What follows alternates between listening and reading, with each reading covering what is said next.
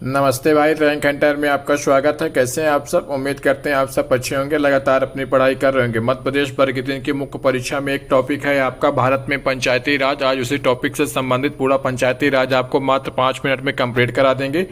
इसके बाद आप सिर्फ जाके PYQ लगा सकते हैं। पंचायती राज से एक भी क्वेश्चन आपका बाहर नहीं जाएगा, मात्र 5 मिनट में। अगर आपको वीडियो अच्छे लगे तो वीडियो को लाइक भी कर सकते हैं, रैंक हंटर को सब्सक्राइब भी कर सकते हैं। चलिए शुरू करते हैं आज की वीडियो को। बता देंगे। चलिए देखते हैं सबसे पहले पंचायती राज में संवैधानिक आधार क्या रहता है। पंचायती राज भारत के संविधान में 73वें संविधान संशोधन 1992 के द्वारा जोड़ा गया।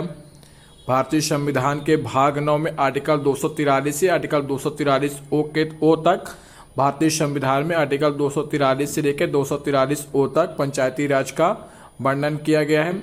11वीं अनुसूची में पंचायतों के लिए कितने विषय हैं? 11वीं अनुसूची में पंचायतों के लिए 29 विषय है। इस प्रकार सवाल पूछेगा कि भारत में जो पंचायती राज व्यवस्था है उसके अंतर्गत कितने विषय आते हैं, तो इसका आंसर होगा 29 विषय। वहीं अगर नगर पालिका का पूछेगा तो नगर पालिका में आते हैं 18।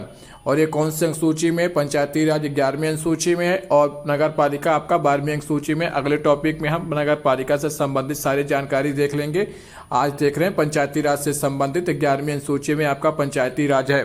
73वें संविधान संशोधन 1992 के द्वारा जोड़ा गया था।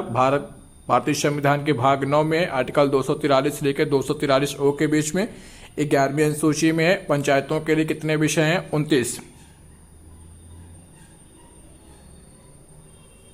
अब देख लेते हैं कि इसका उद्देश्य क्या है। इसका उद्देश्य है लोकतंत्र को स्थानीय स्तर तक ले जाना।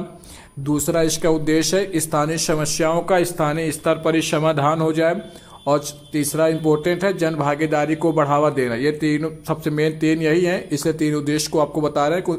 सबसे मेन है लोकतंत्र को स्थानीय स्तर तक ले जाना। दूसरा स्थानीय समस्याओं का स्थानीय स्तर पर ही समाधान हो जाए, इसके लिए व्यवस्था की गई। और तीसरा है जन भागीदारी को बढ़ावा देना। बात कर लेते हैं कि पंचायती राज व्यवस्था का ढांचा क्या होता है। इसमें 3 स्तरीय व्यवस्था होती है पंचायती राज में। एक होता है आपका ग्राम पंचायत, जो गांव के स्तर में होता है, जिसके लिए आप पंचायत का चुनाव भी होता है। पंचायत का चुनाव कौन कराता है? भारत का चुनाव आयोग कराता है कि राज्य का चुनाव आयोग कराता है? पंचायत का चुनाव राज्य का चुनाव आयोग कराता है, न कि भारत का। वहीं बात करें पंचायत समिति, जनपद पंचायत और मंडल परिषद। कहीं कहीं पंचायत समिति कहते हैं, कहीं कहीं जनपद पंचायत कहते हैं, कहीं कहीं मंडल परिषद कहते हैं। इसको कहते हैं ब्लॉक स्तर पे।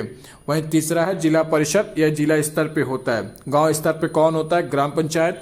ब्लॉक स्तर पे होता है जनपद पंचायत। अपने मध्य प्रदेश में जनपद पंचायत चलता है। वहीं जिला स्तर पे बात करें तो जिला परिषद होती है।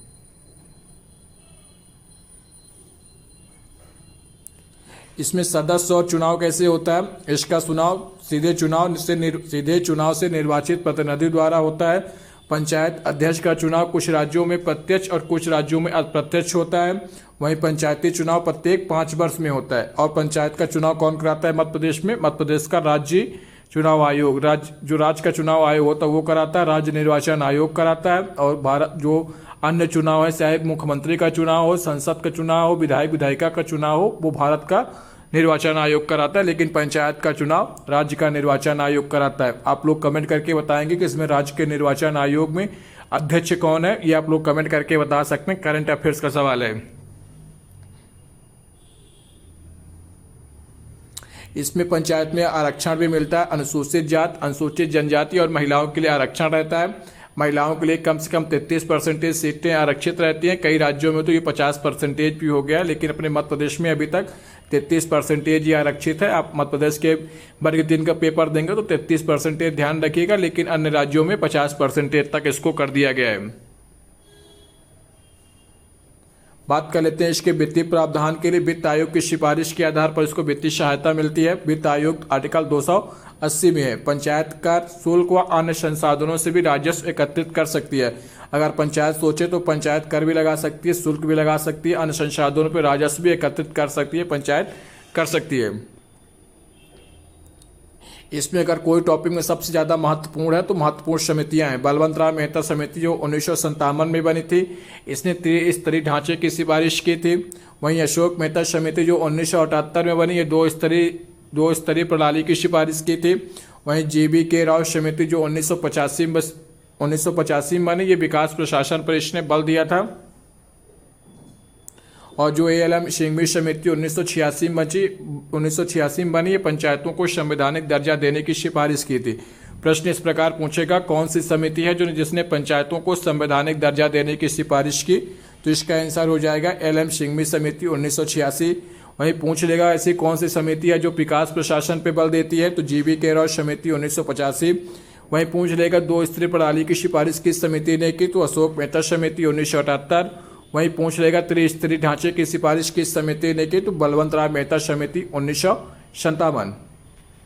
ये जो सन भी दिए इनको जरूर आप लोग धरेगा, क्योंकि अगर कठिन क्वेश्चन बनाएगा तो 4 क्वेश्चनों के साथ, अगर इसके साथ आपका सन भी पूछ लेगा कि बलवंत राय मेहता समिति कब बनी थी। अगर पंचायतों से कठिन क्वेश्चन बनाएगा तो आपको सन जरूर ध्यान रखना है। इसके जो महत्वपूर्ण तथ्य है कि पहली बार पंचायत कहाँ बनी थी? नागौर जिला में 2 अक्टूबर 1959 को लागू हुई थी। ये पहला राज्य था राजस्थान। दूसरा राज्य कौन था? आंध्र प्रदेश। सबको पहला राज्य पता रहता लेकिन दूसरा राज्य पता नहीं रहता। दूसरा राज्य था आंध्र प्रदेश। ग्राम सभा में पंचायती राज की आधारशिला है। ग्राम सभा में गांव के सभी वयस्क मतदाता सदस्य होते हैं। वहीं ग्राम पंचायतों को नियंत्रित व मार्गदर्शन करने वाली संस्था होती है।